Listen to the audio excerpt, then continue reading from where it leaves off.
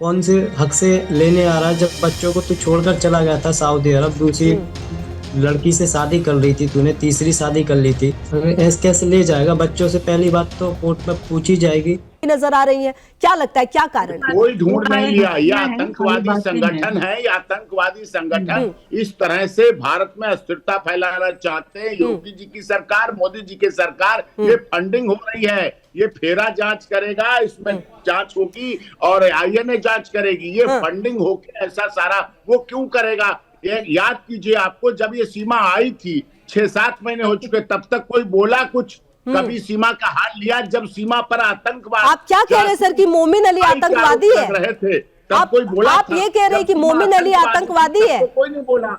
AP Singh sir, क्या आप ये कह रहे हैं कि मोमिन अली एक आतंकवादी है?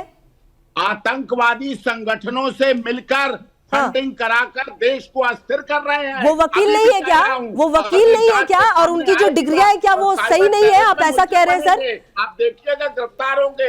अगर यहाँ आ भी जाए तो बहुत अच्छी बात है, गिरफ्तारी में आसानी रहेगी। ठीक है सर, वहां से गिरफ्तारी कराना मुश्किल पड़ती है, हमारा दुश्मन देश। ठीक है सर, मैं आती हूँ आपके पास, मैं आती हूँ आपके पास। सीमा जी मेरा सवाल, ठीक है मैं आती हूँ सर आपके पास। सीमा जी मेरा सवाल ये, आपको क्या लगता है कि गुलाम हैदर, जो मेरा सवाल आपसे ये था कि 5 साल पहले तक आप कह रही है कि कोई इमोशंस नहीं थे, अचानक इसकी वजह क्या लगती है और आपको ये परेशान करने की नई साजिशें क्यों हैं? मैं यही कह रही थी कि उनको कुछ पाकिस्तानी जो उनके दिलों में मतलब हिंदू लोगों के लिए बहुत नफरत है। बताऊं आपको, अगर मैं किसी मुसलमान के साथ होती शायद वो इस तरह नहीं करते। और मैं एक बात कहूंगी, हैदर अपनी पहली पत्नी को भी तलाक दे चुका है, उसका तलाकनामा कहाँ है या उसका निकाहनामा कहाँ है? अगर हैदर, क्योंकि मेरे लिए तो सारा पाकिस्तान एक, क्या उस शादी से भी उनको बच्चे थे? क्या उस शादी से भी उनको बच्चे थे? 2 बच्चे हैं, एक 14 साल का, एक 13 साल की। और अभी क्या वो लोग साथ में हैं गुलाम हैदर के? मुझे ये नहीं पता, क्योंकि उसने अपने बीवी बच्चे दोनों वो भी छोड़ दिए थे। फिर उस औरत ने शादी दूसरी कर ली तो उसके दूसरे पति ने इसके बच्चे रखने से इनकार कर दिया था कि मैं दूसरों के बच्चे नहीं पालूंगा। क्या आपके बाद वो किसी और के साथ है?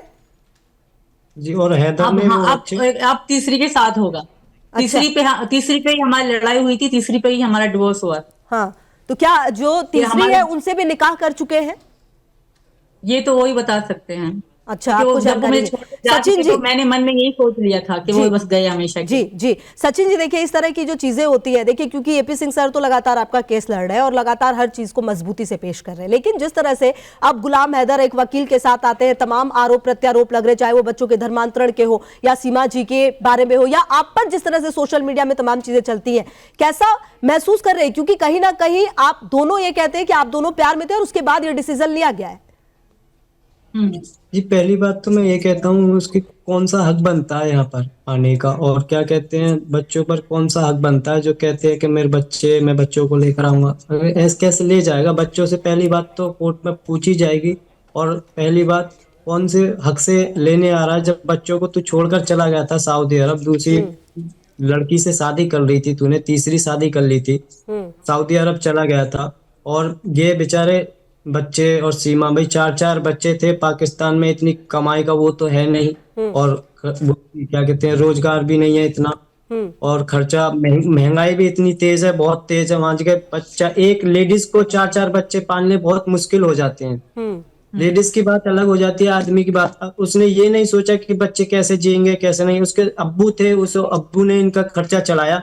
उनके अब्बू के मर जाने के बाद ये बेचारी खाने को भी तरसने लगी, जब इसने अपना घर बेचकर, मेरे सामने की बात है, मेरे सामने रोती थी, हर चीज करती थी, और बच्चे इधर से उधर, बच्चों को खाना नहीं मिलता था। जब कहाँ थी तेरी वो इंसानियत?